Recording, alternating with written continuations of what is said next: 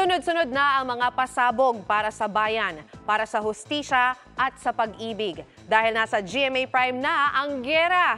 Ang pinakamalalaking Kapuso stars full force ding tumutok sa pasiklab ng gulo sa biggest Kapuso family drama of 2024 na Pulang Araw. Makichika kay Aubrey Carampel. Innocent lives have been lost. And many families find themselves displaced. Nagsimula na ang giyera sa GMA Prime. Dumating ng digmaan dito.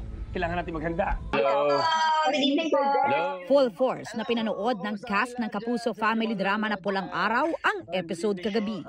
Kung saan nakipagtalas-tasan sa netizen sina Barbie Forteza, Sanya Lopez, David Licauco at Alden Richards kasama si Dennis Trillo.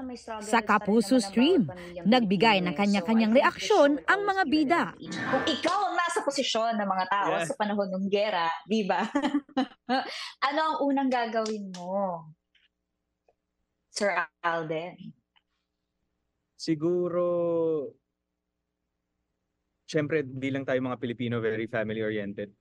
Kailangan i-secure mo muna yung pamilya mo. I think Pamilya talaga no? Pamilya talaga yung unahin. Ang kahalagahan kasi nito sa ngayon, siguro hinahanda rin tayo. May mga bagay kasi nangyayari sa panahon natin ngayon para sa atin sa mga susunod na panahon. Dapat mas maging grateful tayo ngayon. I think it also teaches us resilience and also like fighting for what we love and fighting for what's right.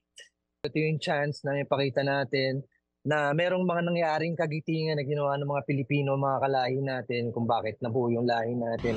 Ang giyera nagtuloy-tuloy pa sa Kapuso murder mystery drama na Widow's War. Congratulations sa inyo sa Pulang Araw. Ang galing nyo. Congrats din po sa inyo. Nagsanib puwersa rin ang cast ng dalawang Kapuso serye in one frame. Ano po ba ang aabangan natin mga eksena ngayong gabi sa Widow's War? Ay, gera. Gera talaga. Gera din! In attendance, ang Pamilya Palacios na ginagampanan ni Bea Alonzo, Carla Abellana, Rita Daniela, Rafael Rosel, Benjamin Alves at Jean Garcia. Sa sunod-sunod na patayan, maging sila raw nanghuhula rin kung sino ang tunay na salarin.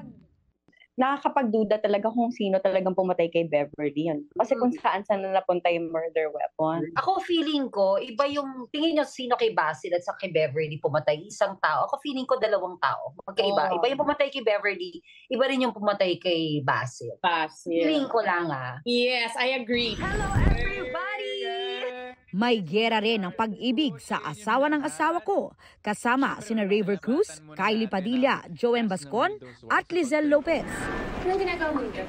Sa episode kagabi, nagkaroon ng tapatan at banggaan ng mga ex at present misis na sina Christy at Shaira. Shaira, may karapatan si Tony. Tatay niya ang dadalawin niya. Wala akong pakialam. Anak lang siya at ako ang asawa. Madali lang palitan ng asawa, Shaira, pero ang anak hindi. Gigil na yung mga tao kay Shaira. Ang galing mo kasi maging Shaira, Lizelle. Naku, maraming salamat po. Grabe. Natatakot na nga ako lumabas dahil baka may bigla na lang manamulot sa akin. Joke lang. Hindi, ibig sabihin effective. Ngayong linggo, tiyak daw na mas intense pang mga eksena ang mapapanood sa mas pinalakas at mas pinagandang GMA Prime. Aubrey Carampel, updated showbiz happenings. Dream big and start small. Yan ang mantra ni Sparkle star Rahil Birria na panalo sa kanyang unang sabak sa amateur boxing via knockout. Kwento niya, malaki ang naitulong ng pagbibidahang serye ng mga batang riles para manalo. Makichika kay Lars Santiago. Unang sabak ni Sparkle artist at mga batang riles star Rahil Birria sa amateur boxing nitong weekend. Kaya wala raw siyang inasahan dahil para sa kanya, subok lang ang lahat. Bago pa man nag-artista si Rahil, passion na raw niya at nang nakababata niyang kapatid ang boxing. Pero tila nagpakita na ng magandang promise si Rahil dahil sa third round pa lang na knockout na niya ang kalaban. Hindi ko talaga ma-explain nung nanalo ako. Binuhat ako ng coach ko, tapos sigaw lang ako dahil lang sa disiplina, sa pagtitrain, sa pakikinig sa coach. And thank you kay God na nanalo po ako. Bukod sa kanyang pamilya, nagbigay rin ng suporta kay Rahil ang kanyang Sparkle friends. Present sa laban, sina Shang Lucas, Anjay Anson, Hannah Arguelles, Vince Maristela, Cheska Fausto at Kirsten Gonzalez. Super saya lang kasi sinabi niya sa amin tatry niya to Tapos sabi niya, sigurado ka dyan, gusto mo masapak brother? Ayun, ginawa niya, tapos nanalo. Proud din, Tito Lars. Simula pa lang, sinabi niya sa akin, papatumbayin niya na yung kalaban niya Bago sumabak sa boxing ring nitong weekend, nag-training muna si Rahil para sa action routines niya sa mga batang riles sa ilalim ng pagtuturo ni Ronnie Riquez. Marami akong natutunan, even if matagal ako nagbaboxing. Ang dami ko po natutunan kay Sir Ronnie, lalo na sa defense ko na na-apply ko po dito sa laban. Lars Santiago, updated sa Showbiz Happening.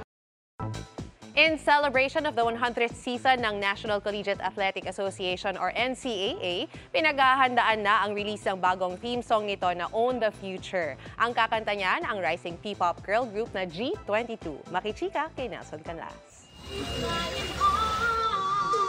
This is our league, this is our moment. Sabi nga sa lyrics, this is our league, this is our moment. Sa puso mo, sky is the limit. Talagang walang hangganan ang potensyal ng mga student athlete. Tatampok sa bagong theme song ng 100th season ng National Collegiate Athletic Association o NCAA. Ang Own the Future, composed yan ni Jazz, Althea at AJ at kakantahin ng fastest rising P-pop girl group na G22. Layon daw ng kantang makapagbigay inspirasyon sa mga kabataan.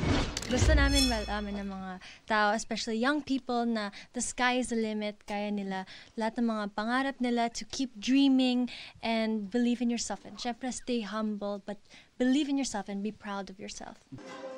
Dahil mga fan din ng collegiate sports, dream come true para sa girl group ang maging singers ng bagong theme song. Well, first of all, we're so grateful for this opportunity kasi growing up, we would watch NCAA, diba? We support different schools, support their own teams, and na makabilang po sa kakanta ng theme song. It's such a surreal moment for us. Definitely another one for the books for G22. Abangan ang G22 sa ilang venue kung saan kakantahin nila ng live ang Own the Future. Kabilang na ang opening ng NCAA Season 100 sa September 7. Opo, kakantahin po namin siya sa NCAA. Finally, mapaperform po namin siya live din sa lahat, sa mga arena po yan. And also, thank you so much po talaga for this opportunity. Nelson Canlas, updated sa Showbiz Happenings.